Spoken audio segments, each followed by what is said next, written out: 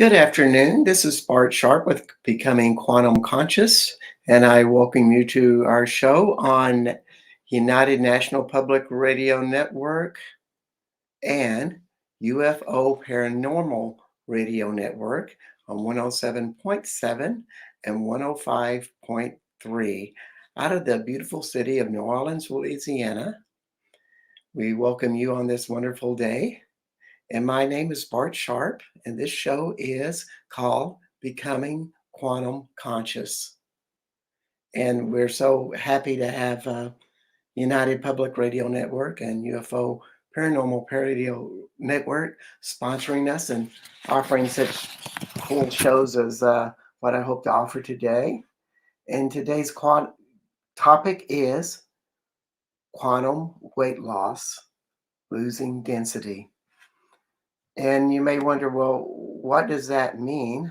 Quantum weight loss and losing density. I really think of the quantum world, of course, as the tiny world, everything under 1/700th of an inch. In other words, the things we can't see, the molecules, the molecular world, that is a totally different reality than our physical world, which goes under the laws of Newtonian physics. So we can start to change to quantum reality and start losing weight in a very different way than pounds and ounces. In other words, we can change the density in our body to where it's a lighter form of our being, and our molecular consciousness changes, or molecular being. And we might even lose physical weight as a result, because when you change the quantum world, your physical body changes. Our internal rule books change, and everything begins to take on a different spin for us. We jump into the unseen world instead of the seen world. And so that's a big part of it, is how do you get out of that physical seen world and walk in both worlds? Of course, we can always have to have a physical body and always have to have it operating. And that's the true beauty of having a body. And so today we're going to go through a lot of the concepts about what we can do to change into a more lighter body, into a quantum weight loss. And today I'm going to be by myself. It's a solo show. I like doing these regularly. There's something fun about it. I'm just a basic teacher with probably a lot of control issues. So when you're by yourself, you get complete control, with the exception of the chat room. And I hope that people will come in with comments and questions and let us know what you think, but also bring in comments about really perky questions or whatever you have on your mind. And I'll do my best to comment or answer them. That's a part of the fun of it, is seeing the unexpected. How do we deal with the unexpected? This is part of the quantum thing, because everything is unexpected in the quantum world. Everything is changing, and there's no boundaries. There's no physical boundaries, so to speak. We're all in this together.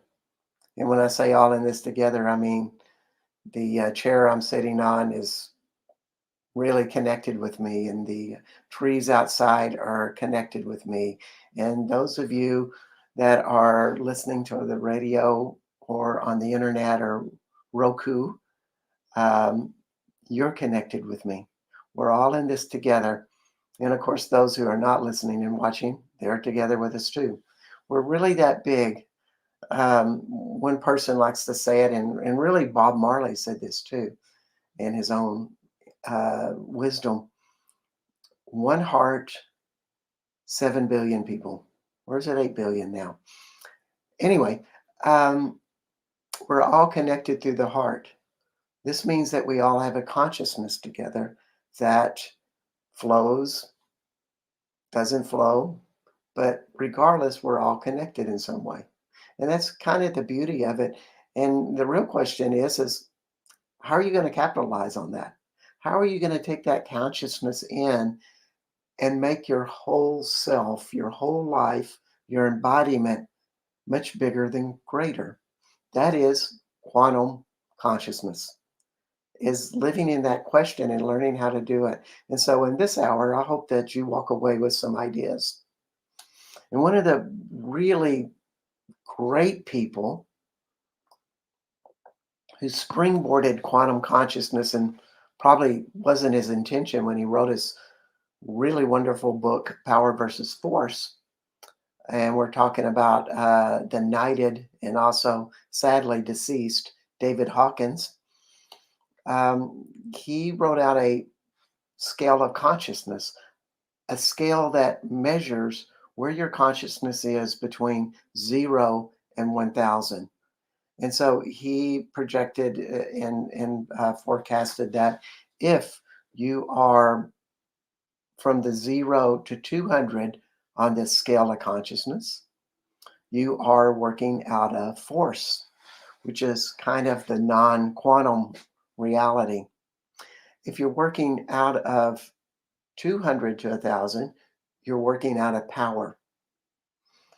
And when you go up this scale in consciousness from 200 to 500, you're in power. However, you are working mostly from your intellectual concepts.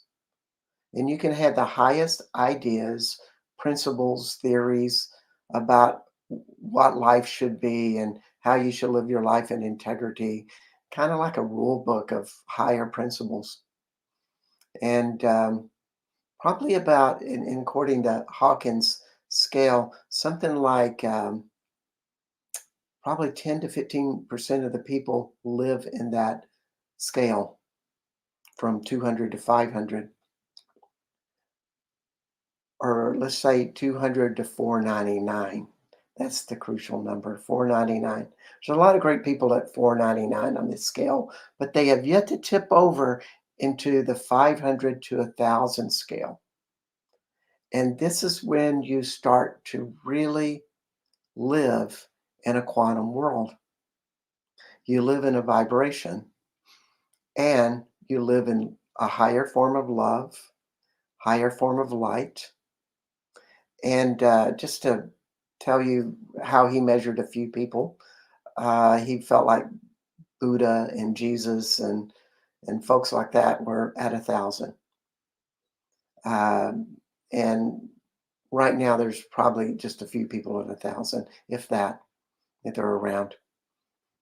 The highest people that he projected that are living would probably be somebody like the Dalai Lama, who would be around 700. And it's hard for humans at this juncture to get above 700. However, this scale between 500 and 700 is living in this quantum world where we live in a higher state of love. And what separates those from the 499 to 200 that live in these high integrity concepts is they live in the mind exclusively.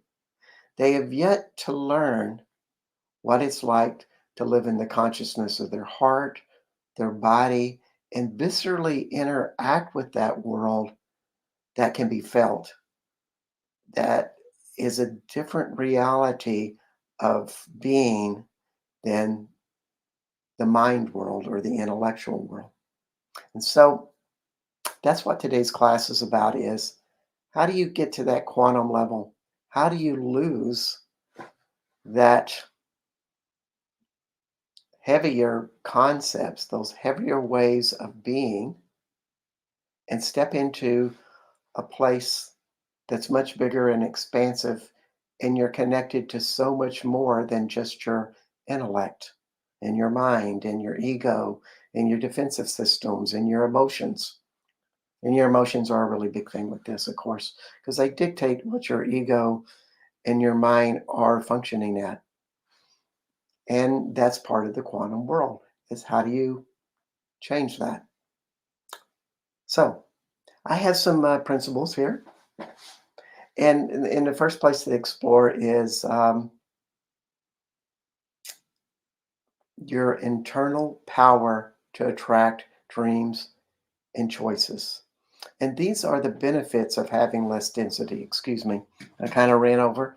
I'm doing my notes today, um, and I'm going to go partially between my notes and partially between my spontaneous self, which is usually how I do it.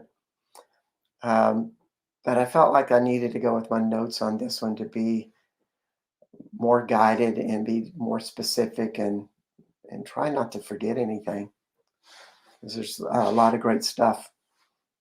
So we wanted to start with the benefits of density, and uh, there's a internal power to attract your dreams and choices. That is part of what getting into the quantum world is about, is being able to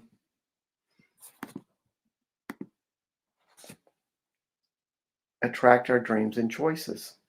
Excuse me, I'm playing with something here with my ticker. Um, so this is a really important part of having um,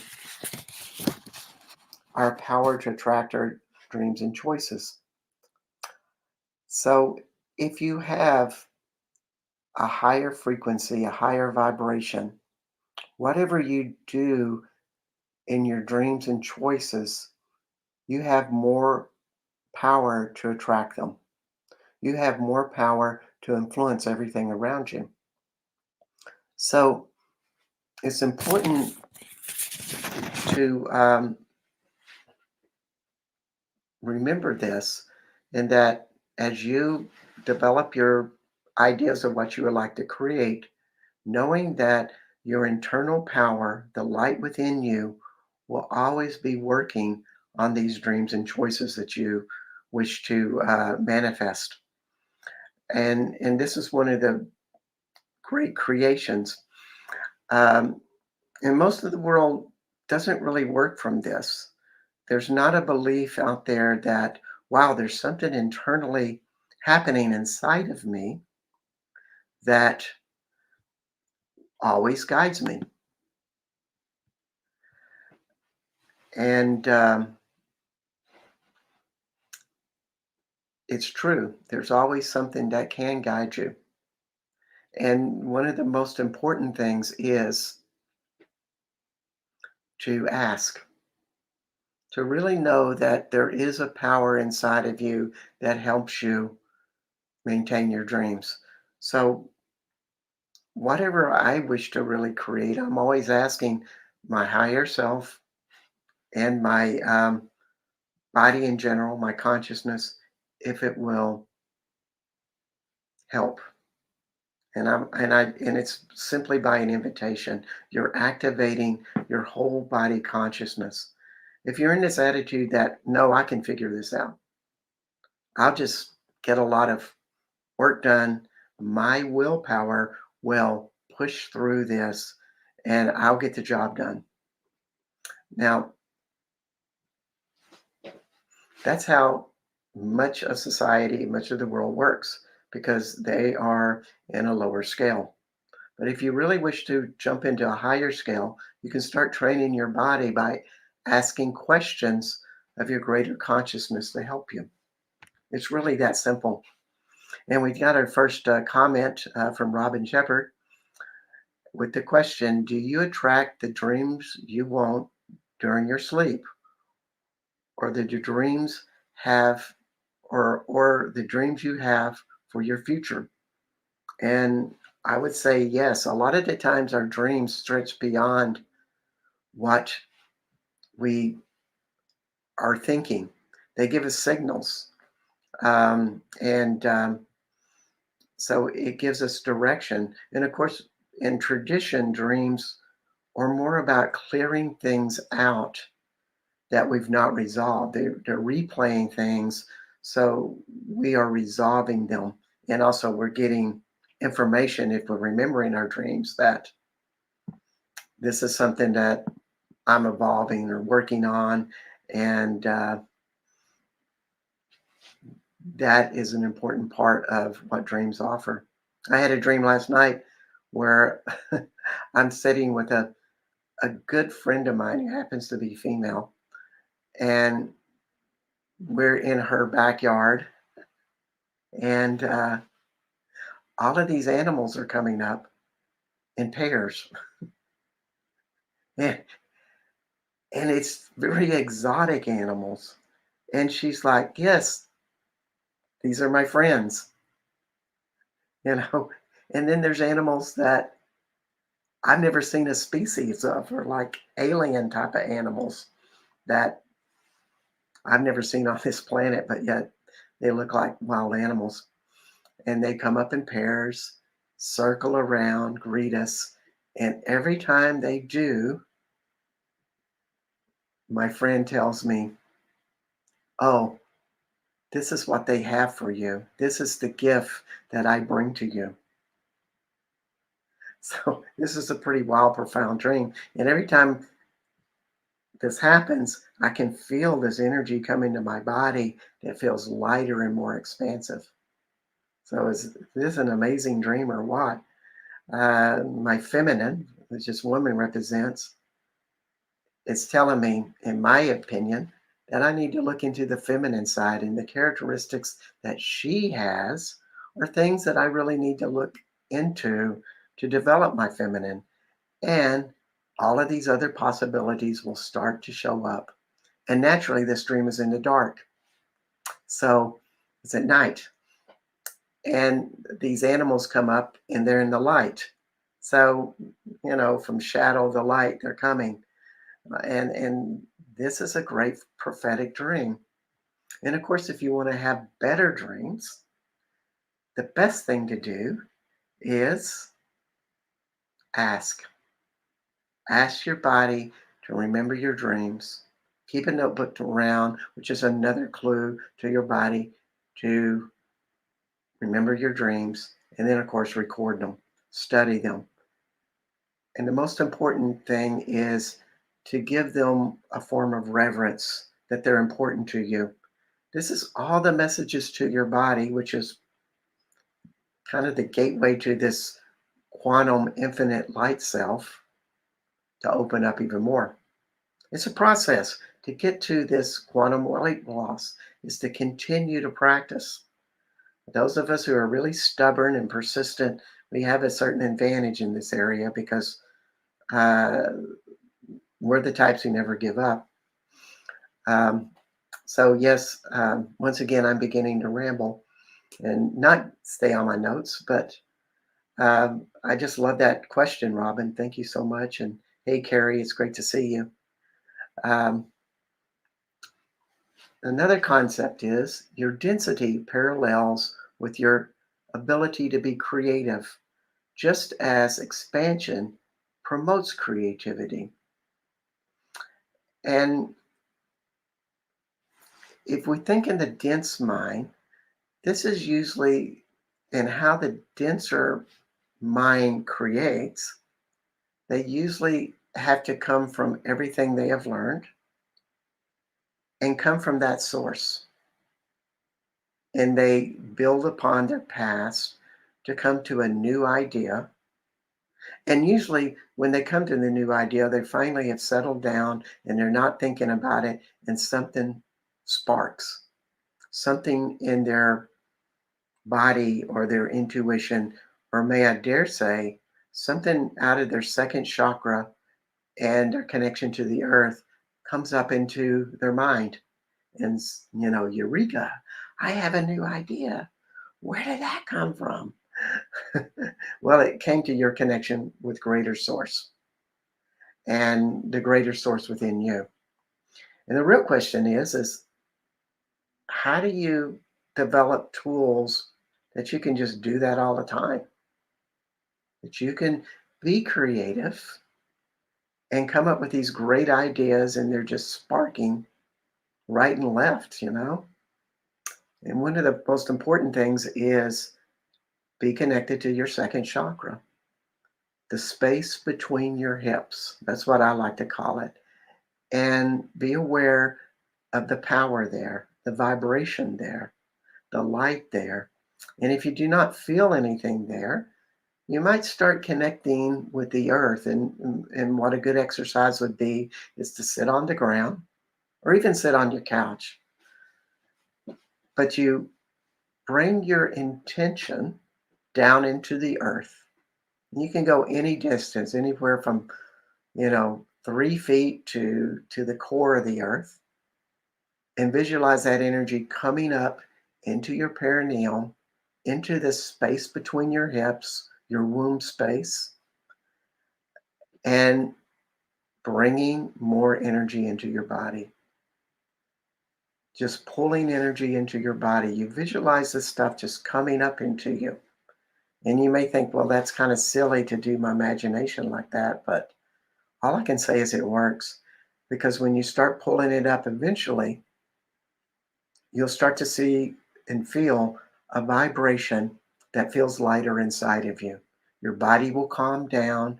Your nervous system will feel more integrated. Your heart will probably feel better. And your mind might take a break. But you get all of this new energy percolating inside of you. You're starting to get into that reality of connection with a greater source. And this is what a quantum weight loss or a quantum body is all about, is being connected to other sources. And when we do, our whole energetic being, or let's just say the consciousness of who we are as we see inside of our body, feels lighter, feels calmer, more comfortable. We seem to have a way to erase the tensions out of our body to where something more naturally flowing shows up. It feels good, basically. And the more we do it, the more we accommodate that, and it just becomes us. So this is wonderful to practice. And we have a note from Carrie Langdock. I know I'm messing up your name. I like to say in French because it's a French name. She says, just thinking about last night, you always talk in the show about what I've recently been contemplating, a nice synchronistic confirmation. Are we connected, Carrie? I think so, because Carrie comes on the show a lot. And that's what happens when you are connecting with friends and you have no resistance to them. You start to intertwine with each other's realities. And just as I said at the beginning of the show, that everybody that's listening today, we're connected. This is the quantum world. There's no boundaries. Your consciousness goes out all around the world. And so that's quite the beauty of it, about being in communities and having the intention that we're going to grow and evolve. Because when we do, some really great stuff happens with each individual. We don't know what that'll be, but it will change. And your job is to pay attention. To pay attention to what changes are happening. It's so beautiful. Thank you, Carrie. And another concept, and these are all the benefits of less density. And by the way, did I mention that we are on the United Public Radio Network and UFO Paranormal Radio Network? Really grateful for these guys having me on as part of the team. It's a great network to be a part of. Many great shows. I'm kind of partial to mine, though. But the next concept of benefits of less density is the more you have positive emotions when you live in a lighter state of consciousness. That didn't sound right. When you live in a lighter state of consciousness, you will have more positive emotions. And this is the benefit of practice. Positivity builds more positivity. And that's why we meditate. That's why we pull energy from the earth into our body. That's why we pull all kinds of other energies into us because we're connected to something much bigger than our brain. We are connected to our body and all the resources that it has access to. In other words, your body is connected to everything around you, whether that be the trees outside or your living room couch or your roommate down the hall, wherever that is, you're all connected. And so that is a bigger state of being. But of course, the mind always wants to narrow everything down. Or let's just say when we talk about the mind, it's more the ego. When we talk about the ego, we're really talking about our defensive systems and all the wounds and hurts and pains and negative emotions that we've experienced. And I like to use the word harvested. In other words, we have collected them and stored them away, and there they are in our unconscious, and they're the ones that trigger our negative thoughts. Um, and so, one way to resolve the negative thinking is to resolve the repressed emotions. And another way, and they really work together instead of apart, is to keep making your energetic space bigger, doing all of these great exercises. So, another concept in building your health, which your health and your quantum weight loss and your quantum being all kind of go together. You really can't say that absolutely, if I have a greater energetic being, that I'm going to have a healthier physical body. You can't absolutely say that, but there's a tendency, a strong tendency. Um, and what living in a quantum reality, a greater energetic space, and resolving your emotions do is they create something what I call emotional alkalinity. In other words, your body is very settled, and you probably hear this with people in the holistic health field. It's like, oh, that food is more alkaline, and this other food is acidic. And you want to have an alkaline body with just a little bit of acidic foods in your diet. And this is all good information. Well, I come from the point of view is you really need more of an alkaline emotional base and know what your acidic emotions or your negative emotions are. You're never going to probably get rid of totally all of them. However, it's a process of resolving and coming to terms with them, and then your emotional acidity changes. Um, so that really is a interesting concept with that. I just love this emotional alkalinity versus emotional acidity. Um, which brings us to the next topic as I'm laughing. Have a better sense of humor. You may be seen as more attractive the more you laugh. And emotions are another part of that alkaline emotional body. And as well as crying. Crying moves energy. So never hold back your crying. Of course, these are all the things that are benefits of less density. And so these will become more apparent to you. Uh, my favorite part of humor is watching this 4-year-old girl who is the daughter of one of my best friends. And whenever I get to be around that little girl, it's just a world of fun because she has a sense of humor that is totally unique to a 4-year-old. And I choose to capitalize on that.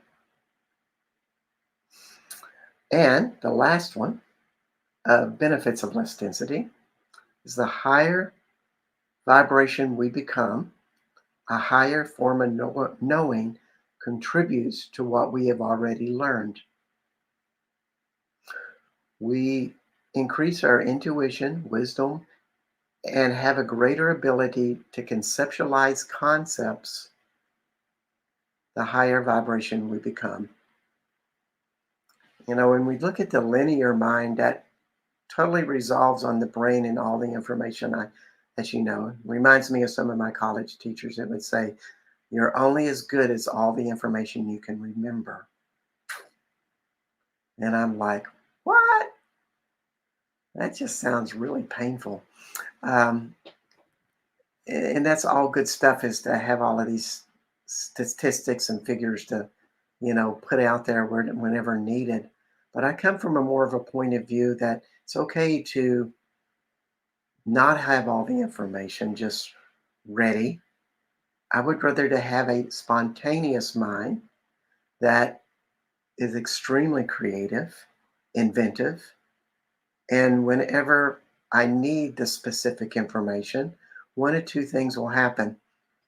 My mind will, or my body will pull up that information in a spontaneous way, and I can always look it up on the internet if I can't remember it, which happens a lot.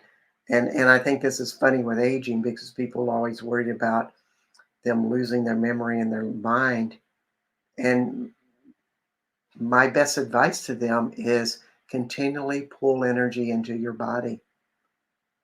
Pull the whole galaxy into your brain and your body, and see how quicker your mind reacts. That's a very important part of what consciousness is be able to pull as much energy as possible into your body, and you'll always seem to have the right information at the right time, or you'll just kind of know what to say. It's an energetic thing. You're actually making so much space in your body that your fears do not have a space to really operate from, or less of a space. So you're more likely to say something really cool as opposed to something unknowing. Okay, so all of that is really fun, and those are all the benefits of less density and living a quantum life. Let's go into some of the tools that are available to us. These are quantum weight loss tools. And the first one would be perceive everything, judge nothing. This came from Gary Douglas of Access Consciousness. He used to say it a lot. The more that you judge everything, your mind narrows.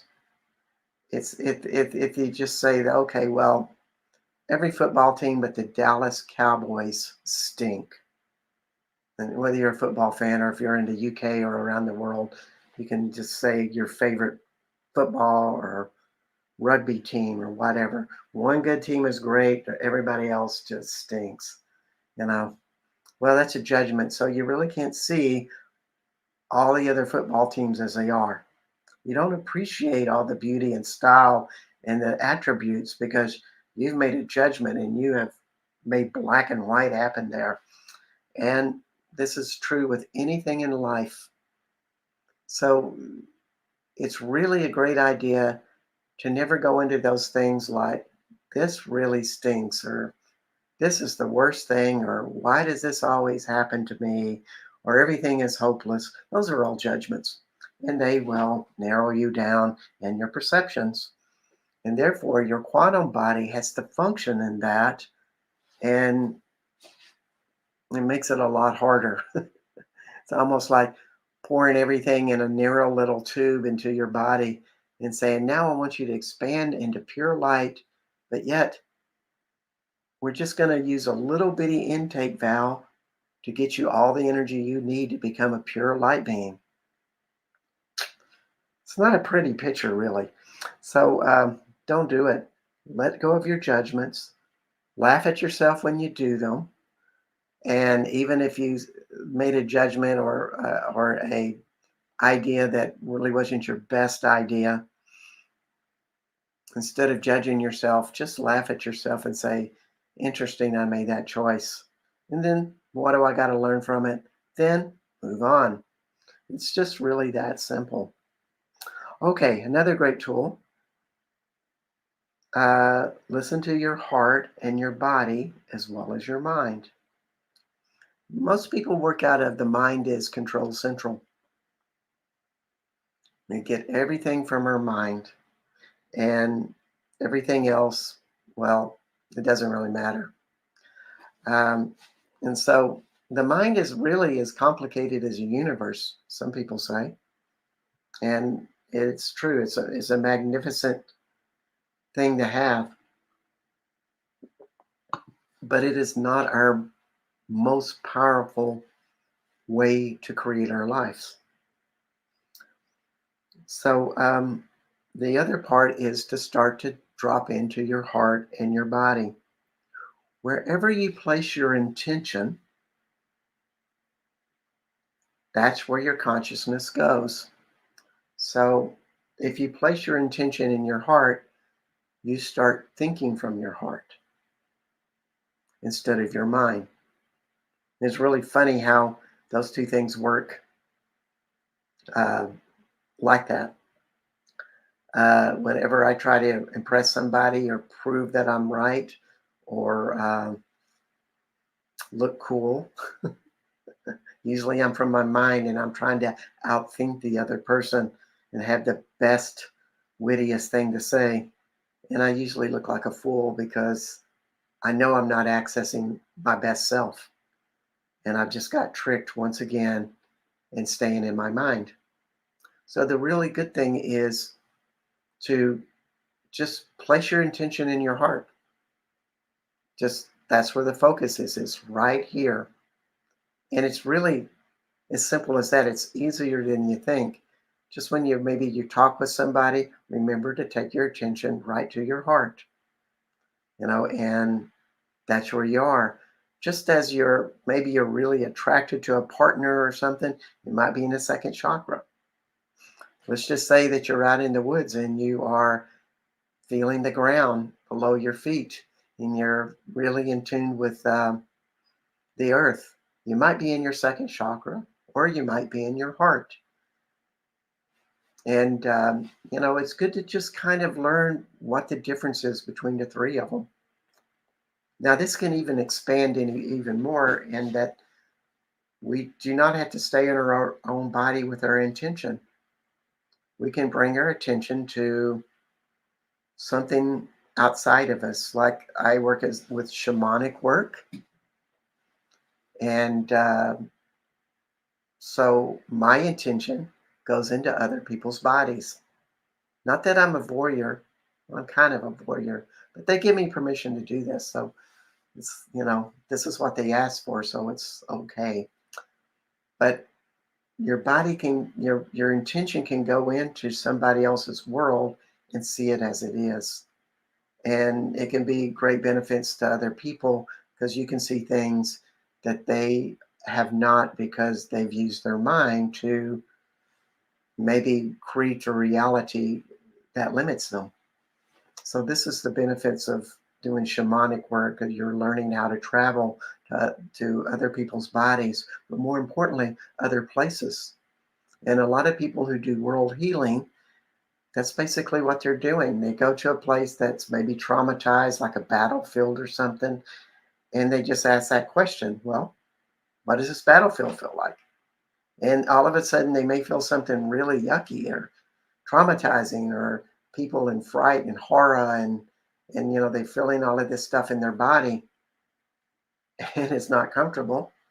But what you have to remember is like you're in another reality. You're at that battlefield. It's not going to hurt you, but you can take your reality of peace, calm, and light and transfer it to that battlefield to change it.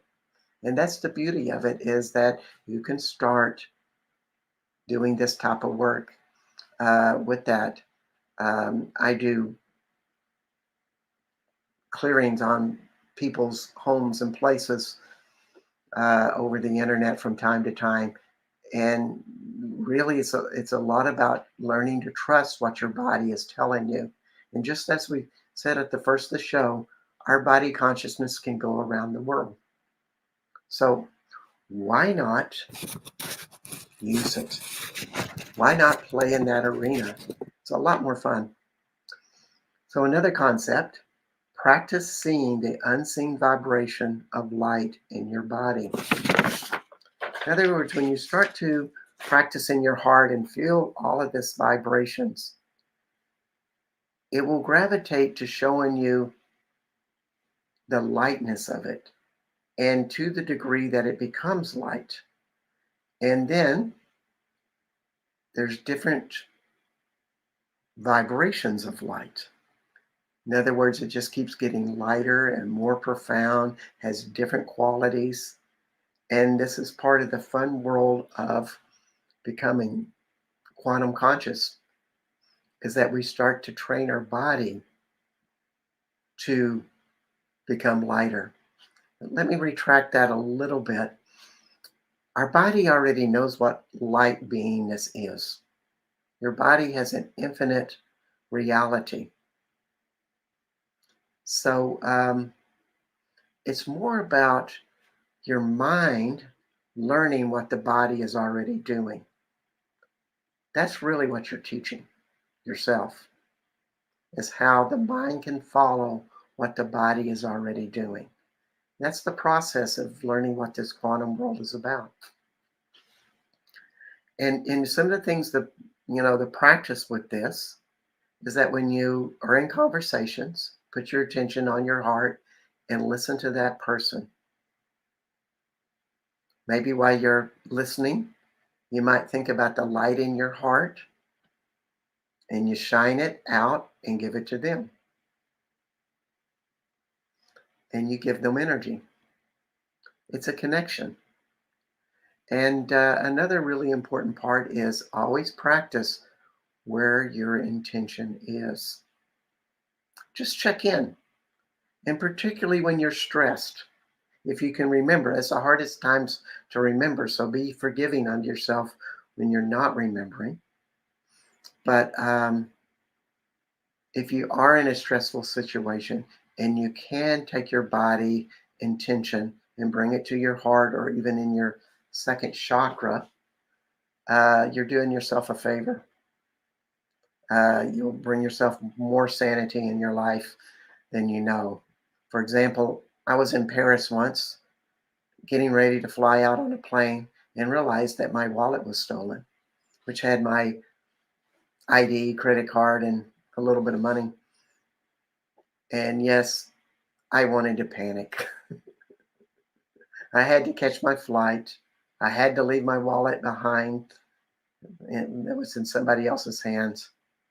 And when I got on the plane, all I did was stay in the intention or the placement of my second chakra and just vibrate there to calm myself down, because I was in another country by myself and I didn't speak French and I did not have a credit card. This is scary. And how could I function with such fear in my body? So I just brought in another energy that I knew would stabilize and calm me. And that's the power of our intention. We can bring it in there. Even if you see somebody that's kind of freaked out and they're having a hard time, you might ground into your body really strongly and just be a support to them. As you ground, it will influence them. And therefore, you empower. You give people a different opportunity. So, this is part of the biggest training, is to just keep checking in with your body and feel things. And that's particularly true with observing everything around you. And one of my favorite exercises is when I'm on my couch in my living room, and I do this a lot because I like a quiet living room. I have a big picture glass window, huge window that looks out upon all of these trees. And so I take my attention and I bring it to each tree. and I feel what those vibrations are like. And then I bring it to the pond, I bring it to the rocks, I bring it to the earth, and I really see that each one of them feels differently. What I'm doing is increasing my vocabulary with vibrations. I'm learning more vibrations, and this is a huge, important part of learning how to be more quantum aware. So learn what everything feels like.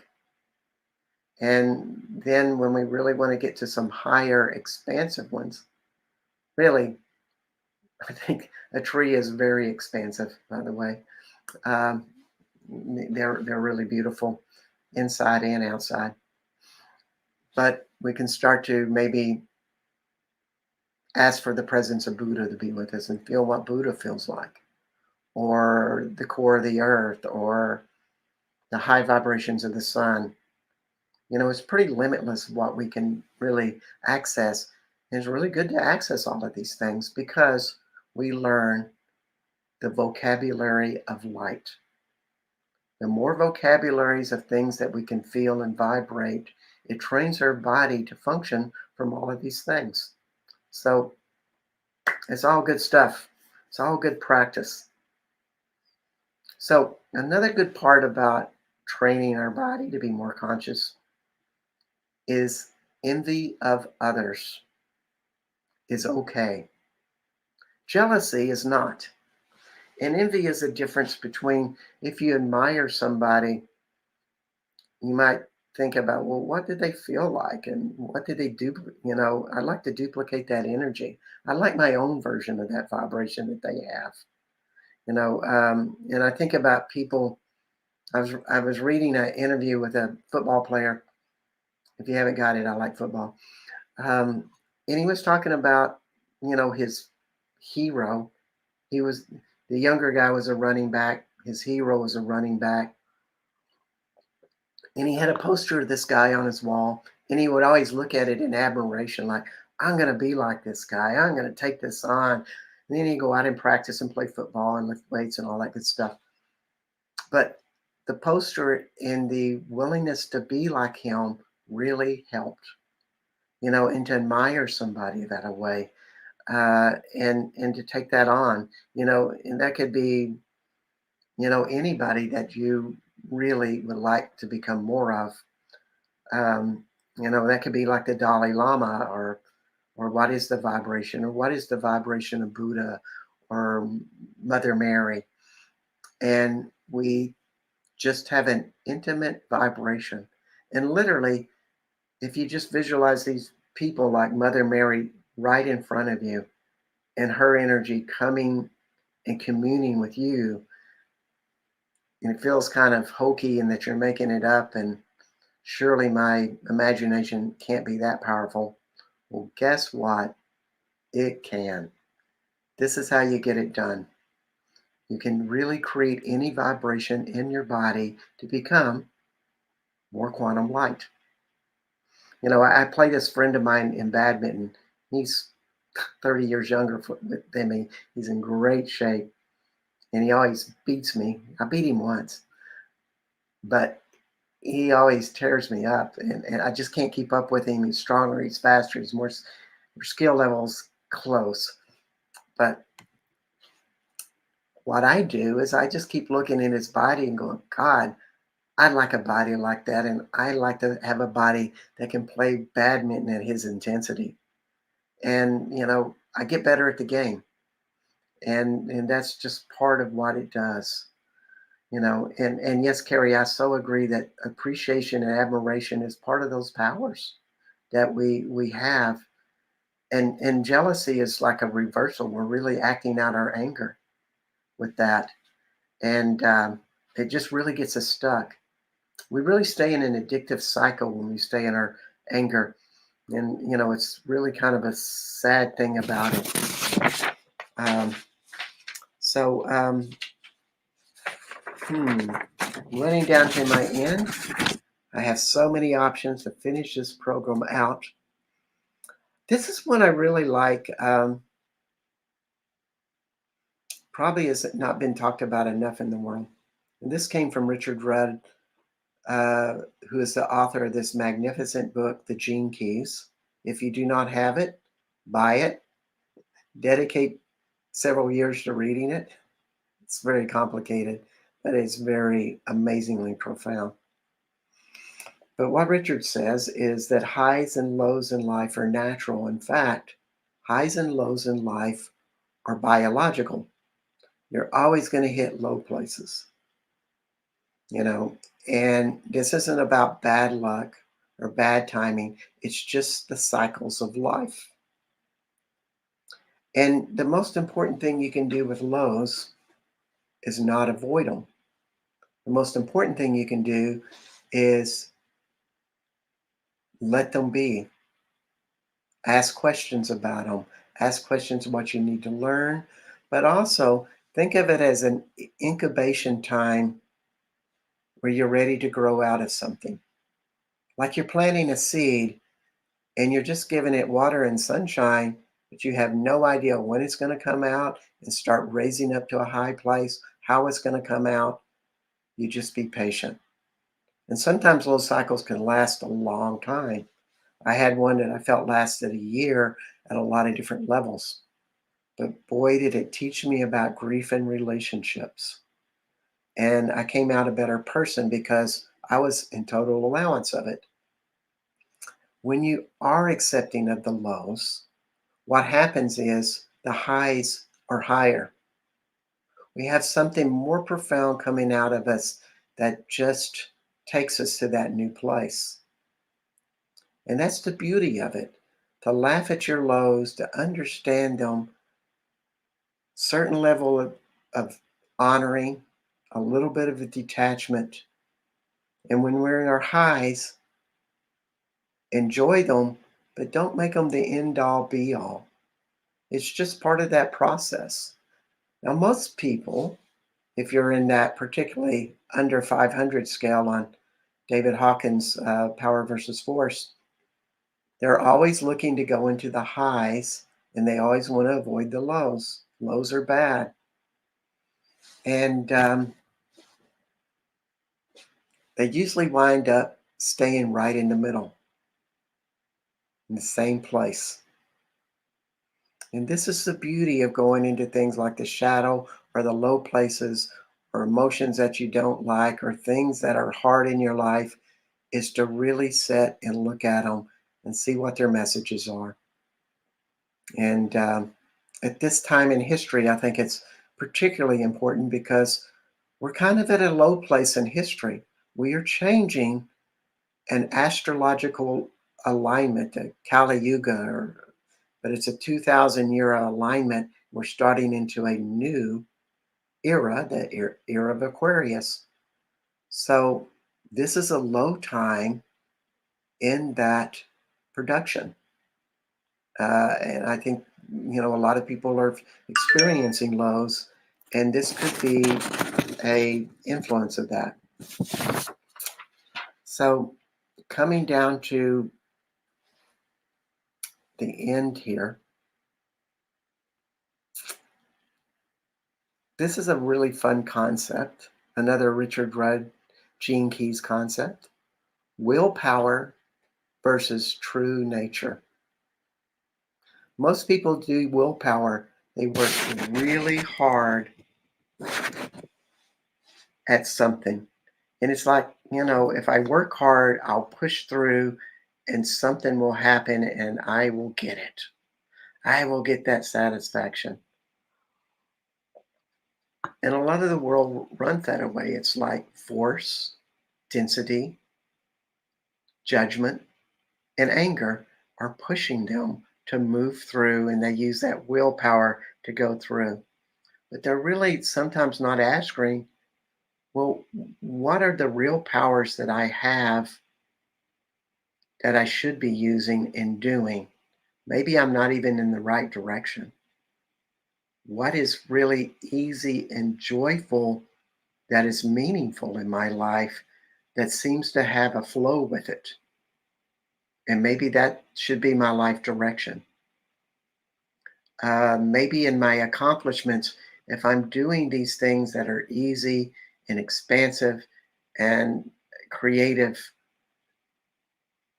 other things that are hard will be easier because that excitability is a huge power. It takes us to places and takes us to a ability to attract life to us that doesn't need so much density and force and willpower. They just happen. And this is part of the quantum reality is that tiny world of our beliefs, our thoughts, our body consciousness influences things in an unseen way. And we still do the things like work and doing things, but we use this other ingredient, I like to call it magic, to be a part of our lives. And so we've just gone through a lot of things here. And God, I didn't get through all my whole list, I'm sad to say. However, I will be putting this up on my website after this show of all my notes that you can just browse over and get concepts, ideas from all of this. Of course, naturally, I rambled and threw in a lot of other stuff. And that's just the way of things with this. That's the spontaneous side and the quantum side of unpredictability that I adore and love so much. Then the structure of my mind said, oh, you need to cover all the concepts, write them down on paper. And that's how they is a good marriage with that. So we want to thank the United Public Radio Network and the UFO Paranormal Radio Network for having us today and all the places that they um, are at. Um, with YouTube and Roku and Facebook and many others. It's very available and just grateful for those guys. And I want to answer this Carrie's question. Yes, I am doing tours in France and particularly in May and maybe in September. There's a lot of unanswered questions I have about my own life to say if I'm going to have a third tour this year. But so far, I have two full tours, and I might do another one in there. And if you want to find out about that, you go to my website, Mary Magdalene France Tours. And next week, we have Ricardo Gonzalez, who will be talking about how to improve your psychic abilities. And he's been a professional psychic for over 35 years. He is a master at it. So he's going to have a lot to offer to everybody about improving. So I hope to see you next week and wish you many blessings.